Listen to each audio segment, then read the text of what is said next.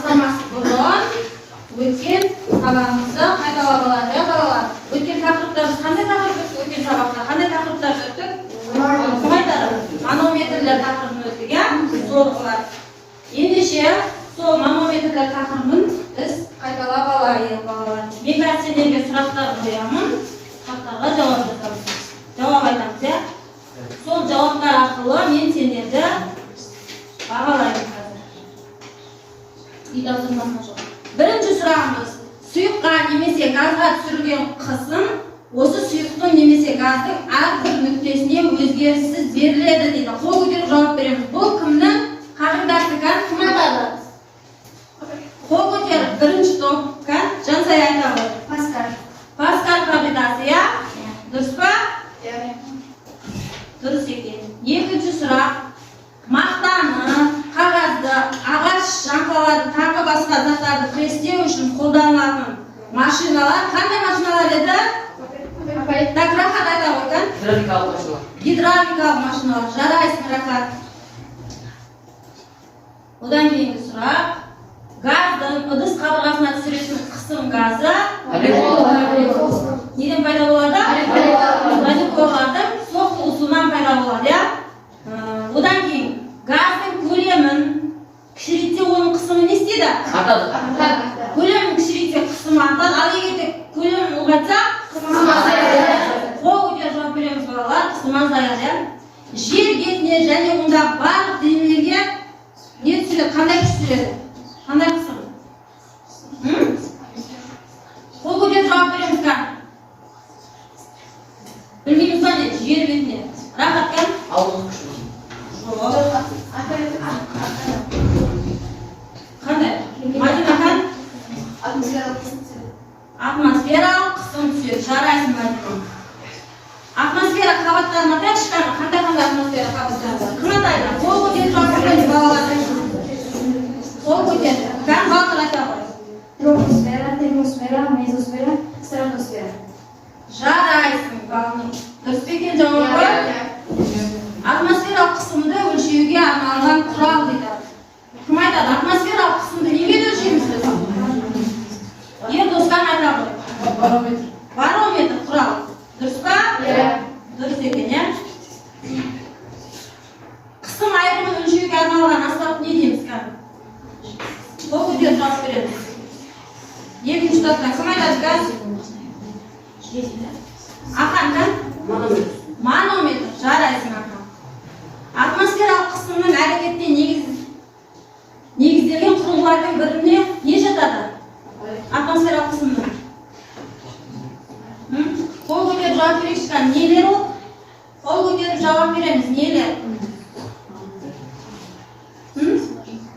Қол көтеріп жауап берейік. Балжан қан?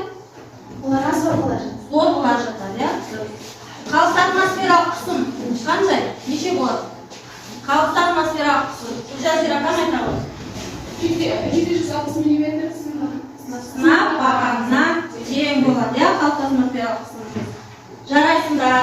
Енді қан үй тапсырмасын бағалайықшы біз. Қайсы топ жақсы айтты деп ойлайсың? Бірінші топ, екінші топ қандай айтты? Сендердің ұнады ма сендерге? Екінші топтың айтқан. Жақсы айтты дейді, екінші топқа бірінші топ береміз, қан? Екінші топ, бірінші топты бағалаймыз, қан? Жақсы, Зира. Екінші топ, үшінші топты бағалаймыз. Үшінші топ қалай айтты деп ойлайсың? Үшінші топ. Жақсы айтты ма? Жақсы айтты, де?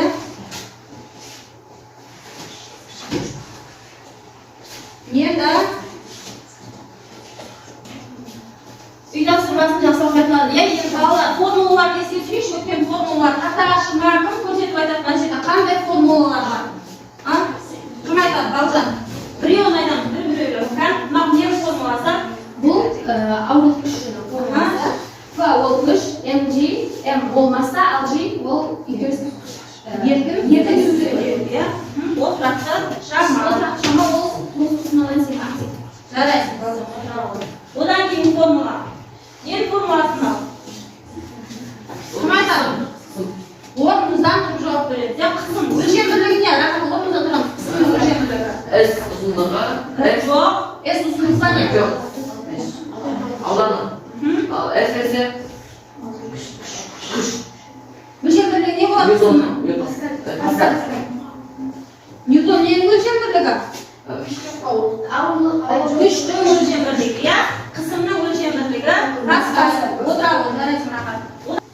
Келесі формуланы кім айтады? Ненің формуласы? Орнымыздан тұрып айтамыз.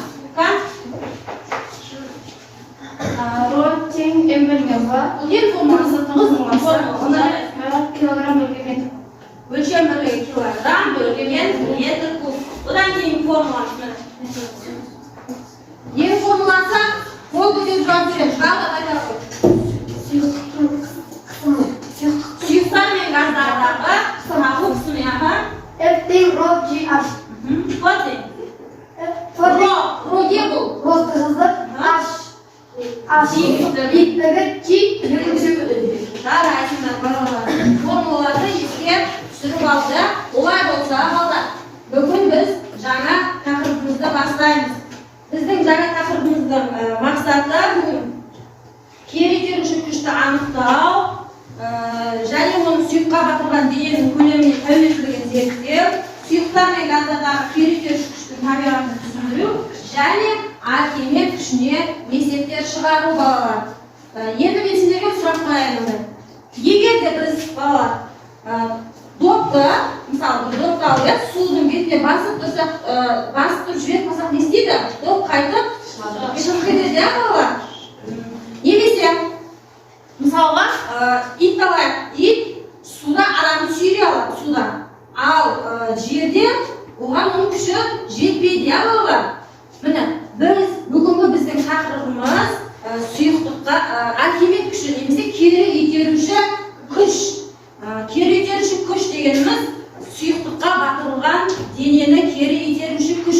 Мысалы айттық қой жаңа, допты сұйықтыққа батырсақ, қолымыз жіберсек қайтып ол доп өзінің қалпына келеді. Демек сұйықтықта не бар? Кері итеруші күш бар.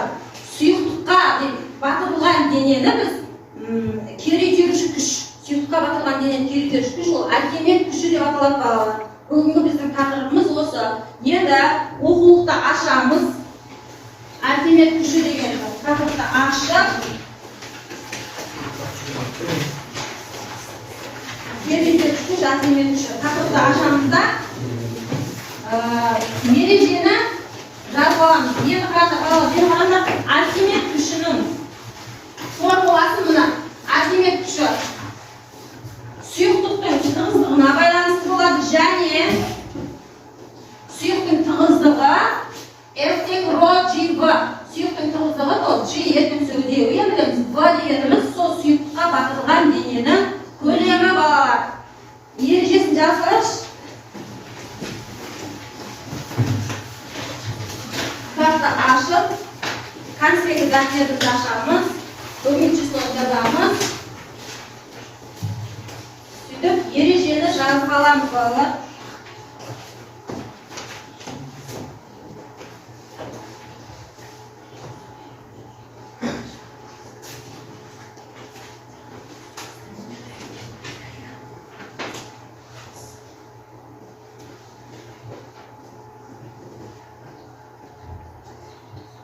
Жазып отырмыз ба? Сұйықтыққа батырылған денені. Архимед күші. Енді осы Архимед күшіне байланысты ежелгі аңыз бар, иә? Бұл аңыз бойынша ежелгі бір елдің патшасының тәжін таза алтыннан немесе оған қоспа қосылған анықтау үшін осы Архимедке тапсырма береді. Заң шығарынан шыққан аңыздың айтып береді сіздерге. Ол көп ойланады. Оны қалай анықтайды, оның ішінде қоспасы бар немесе алтыны бар. Бір күні ол ойлана келе өзі су толтырылған неге ваннаға түседі, ойланып отыр. Сол кезде ваннадан су сыртқа шығады. Ол сол кезде эврика дейді. Яғни мен таптым. Демек, сол заттың несін, көлемін, сол ваннадан Архимед туралы аңыз бойынша бұл заңның архимедке тапсырма береді. Өзінің тәжінің таза алтыннан немесе оған қоспа қосылғанын біліп беру туралы тапсырма береді.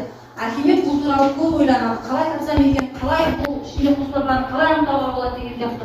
Осындай көп ойлардың астында жүріп, ол бір күні үйінде су толтырылған ваннаға, яғни шомылуға түседі. Ваннаға түскен кезде сыртқа су бөлініп шығады. Ол сол кезде эврика деп айтады, яғни таптым. Демек суға, сұйықтыққа батырған кезде сол ненің ішінен, сұйықтың ыдыстың ішінен сол дененің көлеміндей сұйықтық сыртқа бөлініп шығады. Ол сол сөйтіп тәждің немесе алтыннан немесе оның ішінде қоспасы бар екенін тапқан.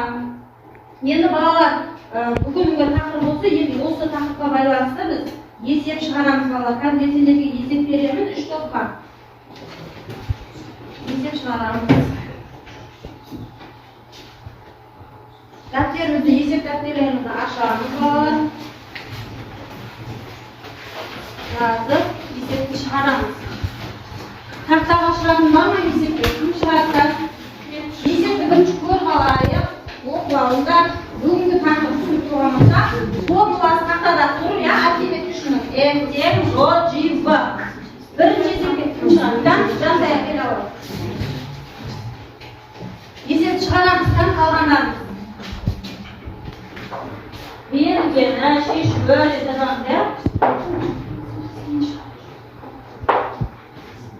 Және бергені салмағы 150 ньютон, ауданы 3 метр квадрат, кілем елеңге қандай қысым түсіреді дейді.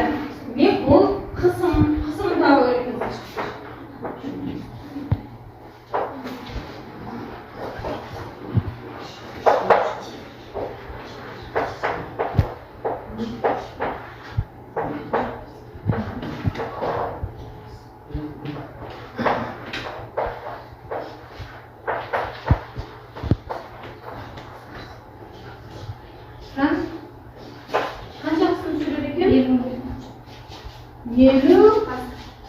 Не болады?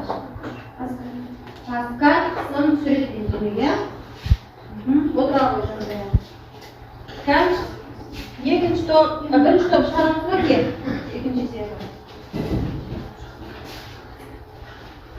Жазып аламыз заттарымызға.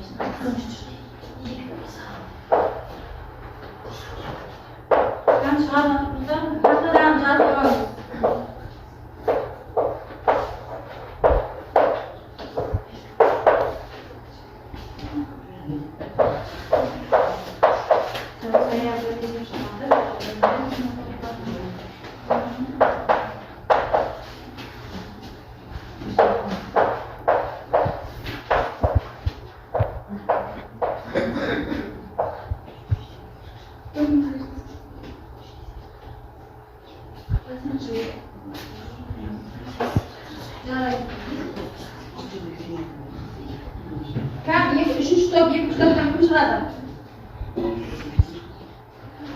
Gel bakalım, bir olur. Şimdi üçüncü top ya. Caz Avrupa kasalarına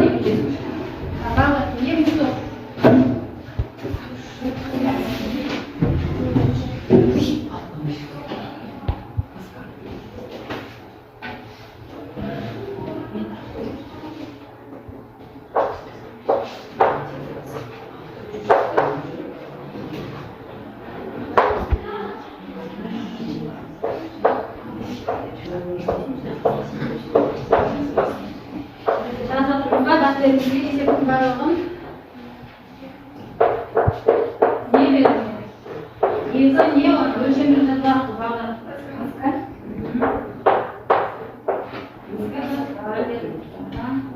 Үш евангелион.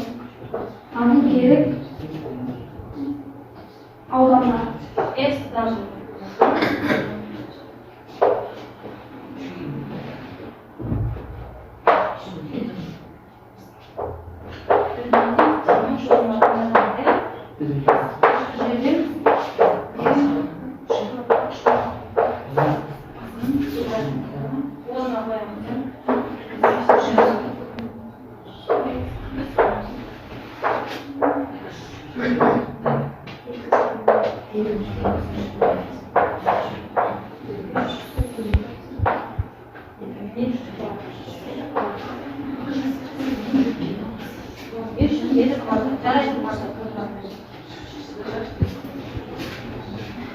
Üçüncüsünde kim? Ali Erman, Kerem.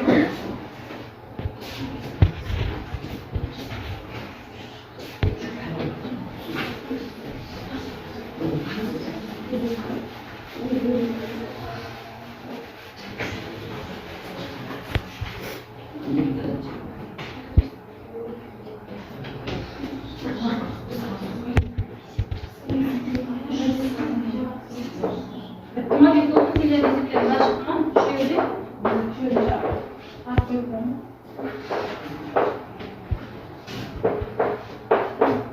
Üçüncüsünde rahat yaşayacağım.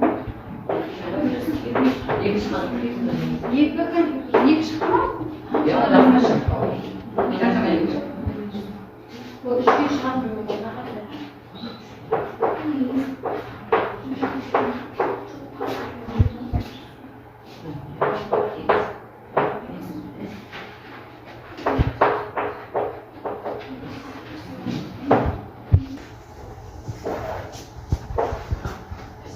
Nedir bu?